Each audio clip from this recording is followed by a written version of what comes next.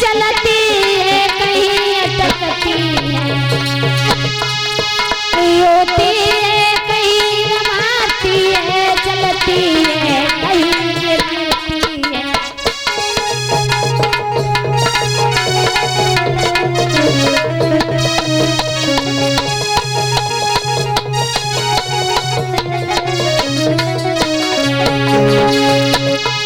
और सुनो महाराज, उसके पीछे काला कुरूप चंडाल भागता आता है, जब उसका मूसल पड़ता है तो भूमंडल ले जाता है।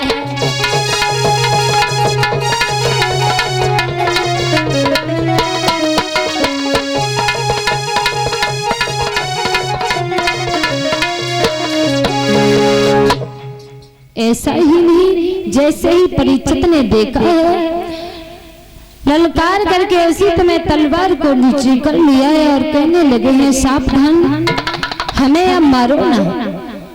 तुम्हें नहीं पता है, तुमने समझ लिया है कि अर्जुन चले गए, अर्जुन के बुजुर्ग चले गए, क्या उनके अभी अंश का वंश नहीं जी रहा है? प्रभु, आपने इतनी जल्दी जो है अपनी तलवार म्यान से निकाल करके मुझे मारने की धमकी दे रहे हैं। महाराज परीक्षित, मारो ना।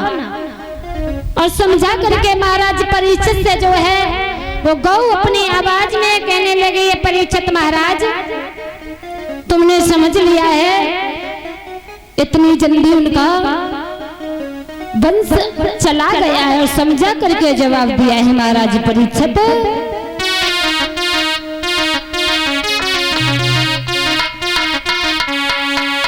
कि क्या समझ लिया इतनी जल्दी, और पारथ का जमाना बीत गया।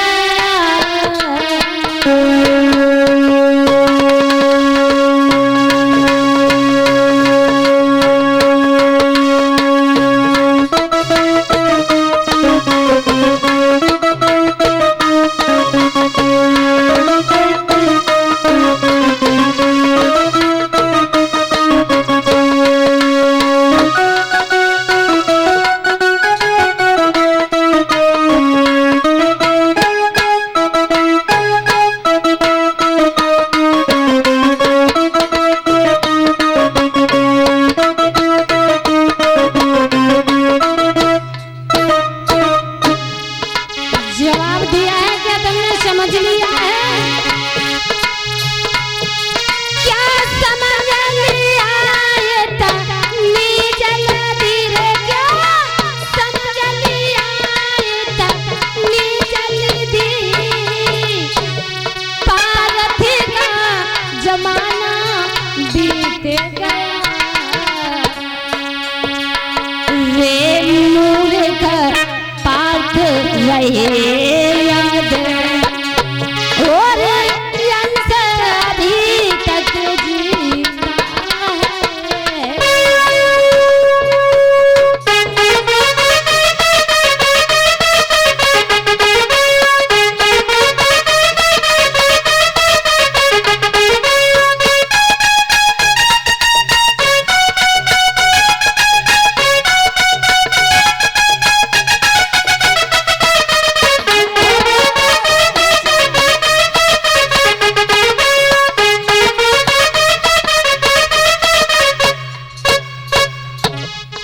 शब्दों में जवाब दिया है, सुनो महाराज परीक्षित,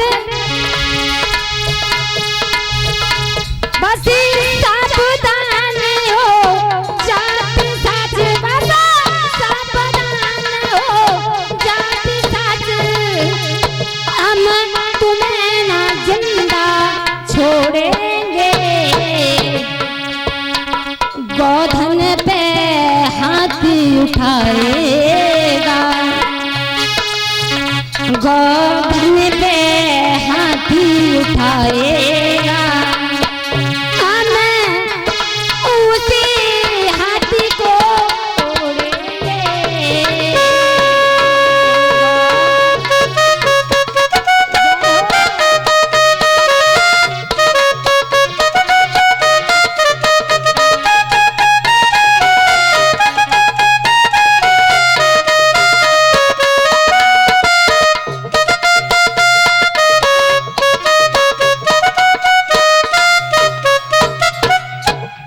व्यास आसन पर बैठे।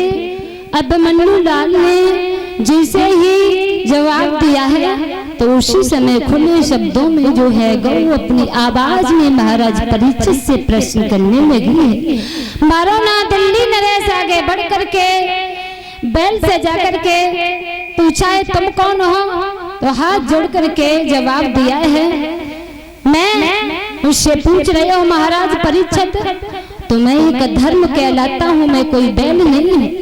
देखो तुम्हें एक बात बताते हैं महाराज परीक्षित, सतयुग में तो चालों चरण मेरे सही तरीके से थे। सतयुग में सत्य का युग था, इसलिए कोई कुछ बिगाड़ने वाला नहीं था महाराज परीक्षित। सतयुग बीत गया, उसके बाद में आया त्रेता युग। त्रेता युग में जो है 16 चरण से मैं फिर भी अपनी भक्ति को चलाता रहा महाराज परीक्षित। एक धर्म मेरा घट गया, 3 पैरों से मैं गुजर चलाता रहा।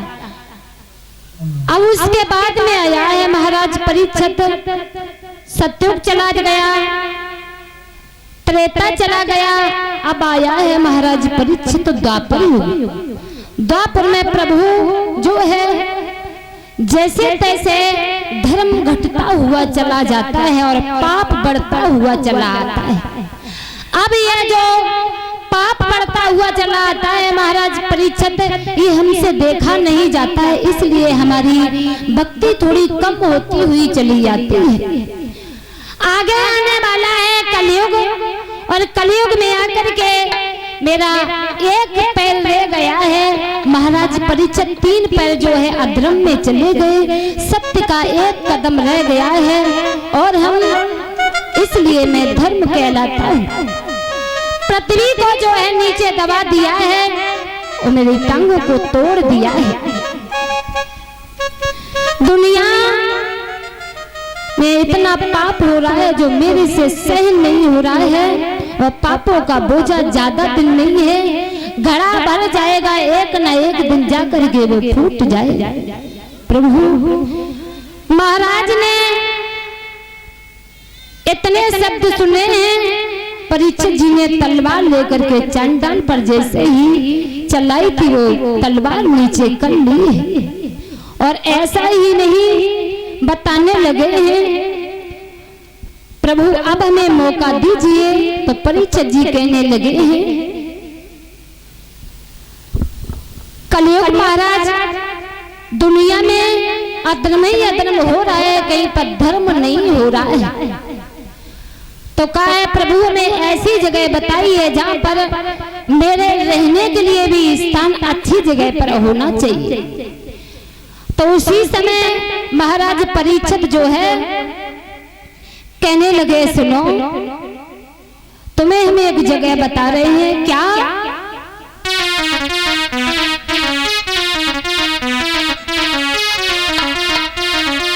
और बोले हैं कि जैसे जगह जुए की बाजी हो और झूठी गपोड़ियां चलती हो,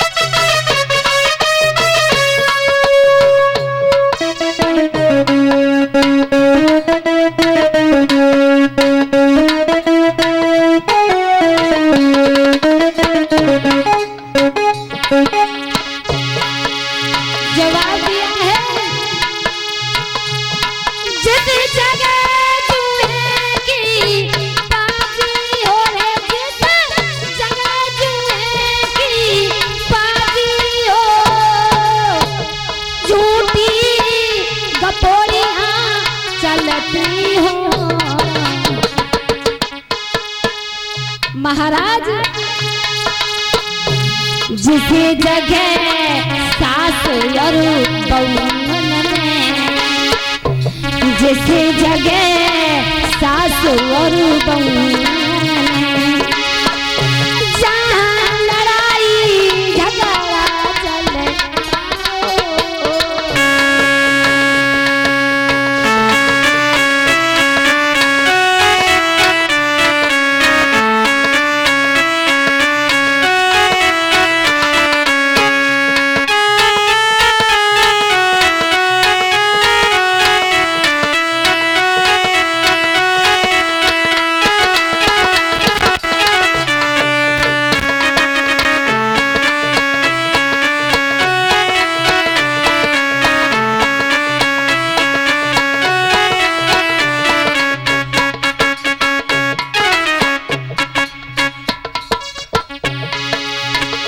जवाब दिया है महाराज, और एक जगह बता रहे हैं तुम्हें, वहां पर जाकर के और निवास करो।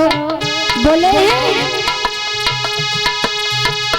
जिस जगह मदिरा पानी करे, जिस जगह मदिरा पानी करे, जहाँ पैसे आए बिरा जी हो,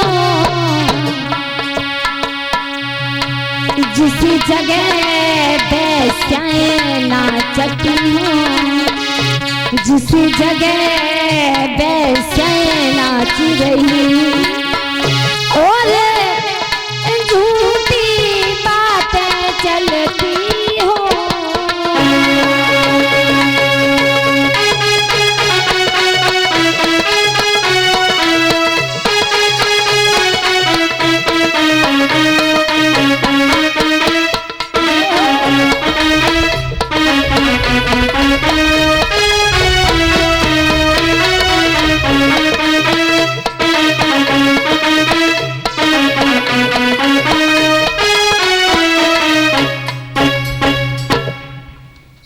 कलयुग महाराज ने कह दिया है, महाराज परीक्षित आप इस तरीके की हमें जगह बता रहे हैं। कहने लगे हैं देखो आज के युग में जो चल रहा है वो बात हम आपको सही बता रहे हैं, क्योंकि घर घर में मैंने देखा है कलह कलेश मचा हुआ है। सास की बहू से नहीं बनती है, बहू की सास से नहीं बनती है।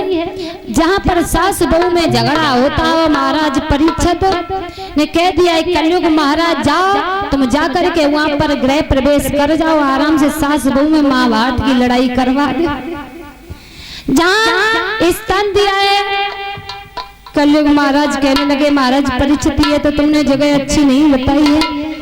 बोले एक जगह और है महाराज वहाँ पर चली जाओ जहाँ पर मदरापान होता हो, वैसे नृत्य कर रही हो, वहाँ पर जाकर के और निवास करो। बोले महाराज ये भी जगह आपने मेरे लिए अच्छी नहीं बताई है। बोले कहाँ पर चले जाएं? बोले एक जगह और बताते हैं महाराज, कलयुग वहां पर चले जाओ। बोले कहाँ पर चले जाएं? बोले भाई भाई में जो घमासान युद्ध चल रहा हो जाकर के वहां पर कोर्ट कचहरी करवा दो, वहां पर जाकर के भाई भाई की चांद फोड़ दो, वहां पर निवास करो जाकर के। हाथ जोड़ करके जवाब दिया है भैया जो बताओ तुमने हमें कोई अच्छी जगह बताई है, हमेशा गलत ही जगह बताई है, कोई अच्छी जगह ही नहीं बताई है जहाँ पर जाकर के मैं निवास करें। बोले हैं एक जगह और बता रहे हैं। परीक्षित महाराज ने कहा है कि जाओ कलयुग महाराज तुम एक जगह और निवास करो। के कहा कि जाओ कलयुग ने कंचन में जाकर के और वास करो।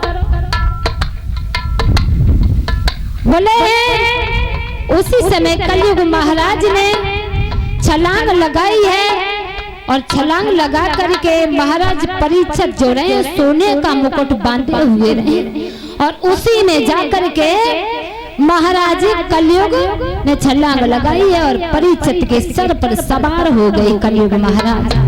अब जो है परीक्षित महाराज की बुद्धि बिगड़ गई। बताया भी जाता है कि आज के युग में हर एक प्राणी के जो लड़ाई झगड़ा होता ना है माता बहनों, तो सबसे पहले जो घर में लड़ाई शुरुआत होती है तो कलयुग आता है, सबसे पहले दिमाग पर वही बैठ जाता है। जो दिमाग पे कलयुग बैठा और घर में कलह कलेश मचने लगी। लड़ाई कब नहीं होती है? लड़ाई जब नहीं होती है। माताएं बहनों की लड़ाई तो असकर बहू और सास के पीछे होती है महाराज परीक्षित। और मैंने देखा है अगर सास अपनी बहू को बेटी समझ ले तो लड़ाई मिट जाए, और बहू भी अपनी सास को अगर माता समझ ले तो लड़ाई मिट जाए, क्योंकि वे सास समझती हैं। अपनी मम्मी को तो मम्मी समझती है, लेकिन सास को सास नहीं समझती है। पर यहीं पर पड़ जाता है।